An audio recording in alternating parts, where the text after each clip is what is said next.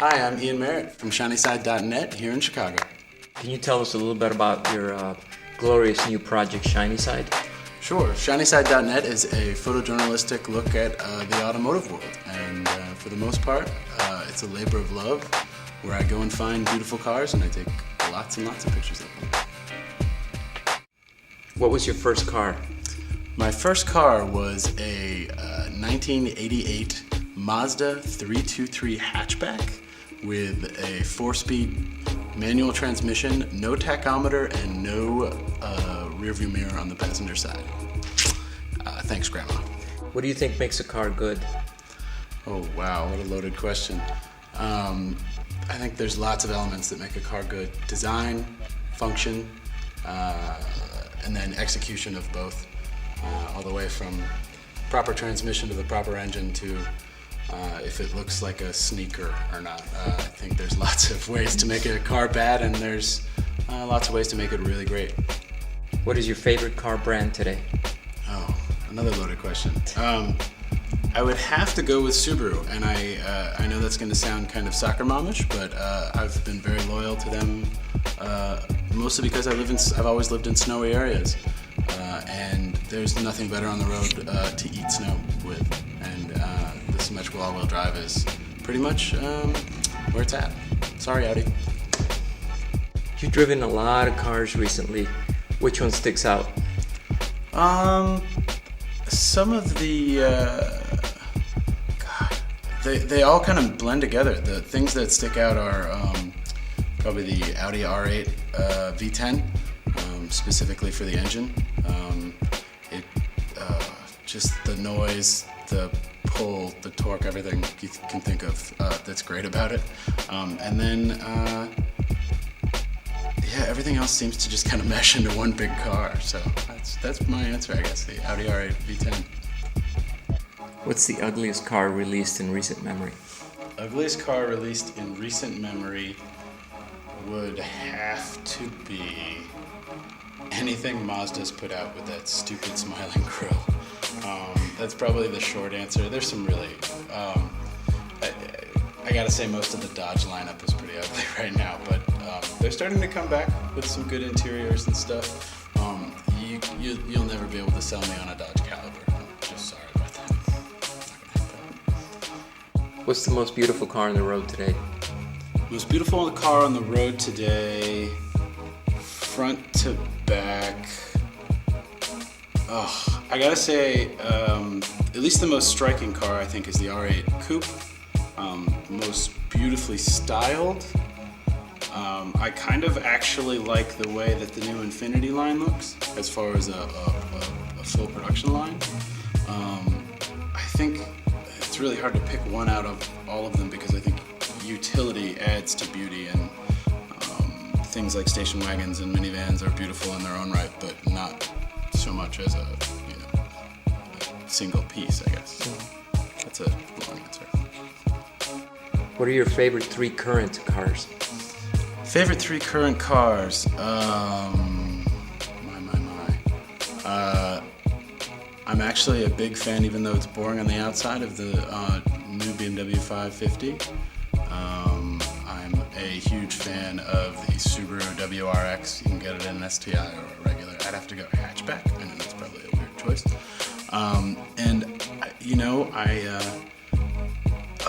The third one could be, I don't know. I'm gonna go with 2.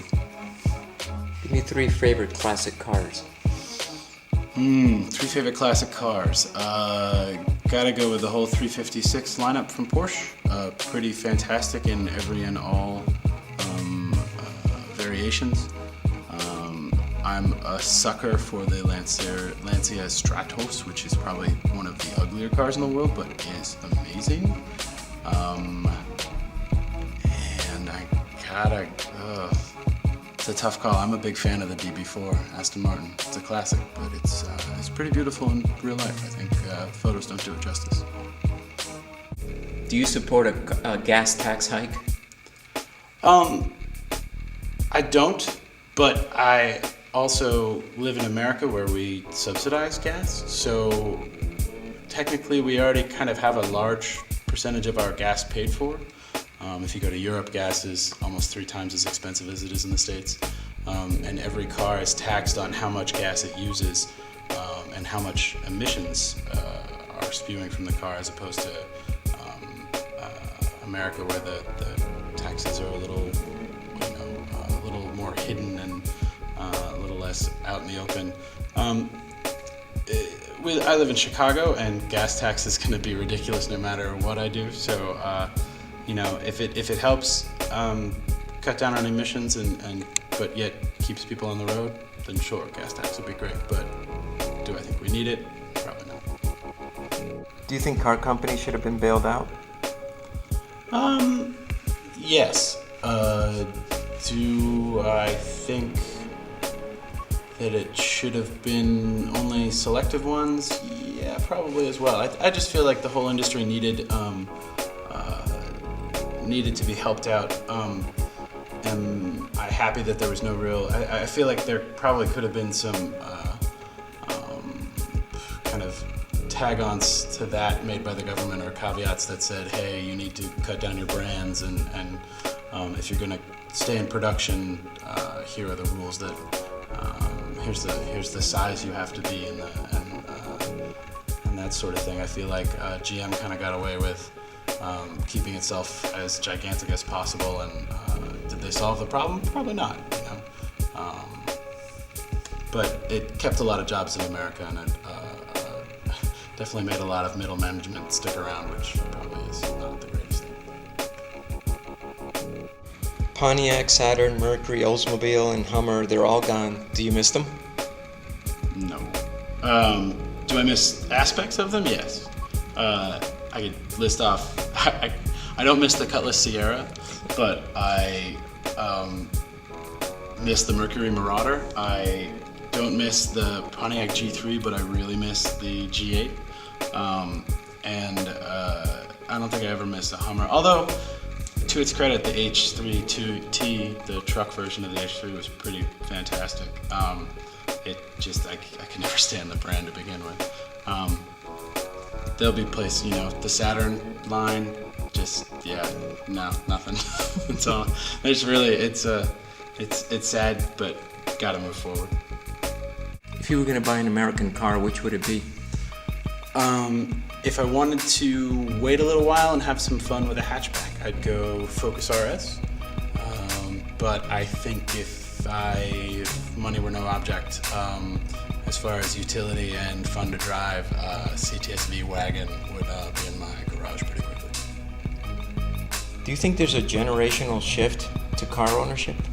I think with each generation you get a different type of consumer. I think that the enthusiast is becoming a smaller and smaller pocket, so halo cars and cars that are souped up for the driving enthusiast are becoming kind of few and far between, and the cars that may or may not have used to fit that mold have shifted away from that. I also think that car companies are still building cars for the least common denominator, and that business model is probably going to shift hopefully very soon, because there's a lot of bland cars that fall under several brands that are the same car essentially underneath, and I just don't see that model can last very much longer. What do you think of the green movement in the automotive industry? I think the green movement is a positive direction that people are going in. I think that it is not the answer so far. We have yet to find the answer. I think hybrids are band-aids. I think hydrogen fuel cells are band-aids. I think electric cars are moving in the positive direction. But again, I don't think that we're all going to all of a sudden own Teslas in 5 years. I think that infrastructure is going to be your biggest hurdle. And once we start to see 60-70% of the cars on the road being electric, then you're going to start seeing some positive environmental impact. Are we ever going to get rid of gas? No. I think the enthusiast market and racing market will wholeheartedly hold on to the V8 as long as possible, and I have to back that as a lover of V8. So it's moving in the right direction, But I don't think hybrids are the answer by any means. What is the favorite and least favorite car you've ever owned? favorite car I ever owned was a late 80s Dodge Grand Caravan 4-cylinder turbo with a 5-speed manual transmission. And least favorite would be, only because the stereo was broken, a 1988 Buick Century V6 that would kick everybody's ass off the line but couldn't turn for shit. Tell me a road trip story. Road trip story. When I graduated college, I bought a brand new Subaru station wagon, and less than 2 weeks later, proceeded to put almost 11,000 miles on it. At one point, I had taught my co-driver and friend who was with me to drive stick, or at least retaught him how to drive stick. And somewhere in Nebraska, on our way back from California, I was taking a nap, and I woke up and he was announcing to the cars he was passing, "Dusted. See you later. Faster than you." And I decided that was the last time he was going to drive. That's all. What's your worst dealer experience? My worst dealer experience is probably been the last time I bought a car. It was a lot of kind of jockeying back and forth over kind of like really silly things, and until someone took over the conversation, as they say, and kind of put our dealer in place, which happened to be my wife. It really was kind of sluggish, but then it just turned into a pretty nice experience after we kind of just cut the bullshit out and just were like, hey, we want to buy this car, and let's just get down to doing that instead of worrying about nickel and diming. Are you into supercars? Yes. Do you want me to elaborate? No.